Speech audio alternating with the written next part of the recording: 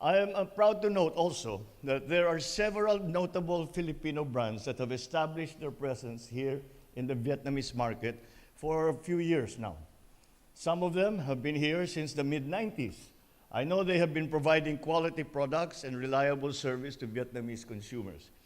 Ang aking pagbisita ngayon sa Vietnam ay isang magandang pagkakataon para makahanap pa ng mas maraming investment dito sa bansa, mapanatili ang ating magandang relasyon pangkomersyo at mapagigting ang ating pakikipag-ugnayan na politikal, seguridad sa bahaging ito sa Timog Silangang Asya.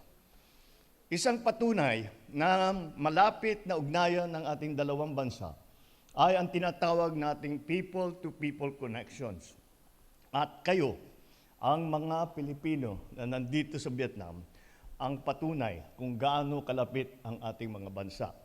Kahit saan sulok ng mundo na mapuntahan ko, ang mga nakakausap kong mga hari, pangulo, mga punong ministro, lahat sinasabi sa akin na magaling, masisipag at maaasahan ang mga Pilipino. Hindi ako magugulat kung sa mga susunod na araw ay maririnig ko muli ang paghahanga ng ating mga kasamahan dito sa Vietnam sa ating mga kababayan.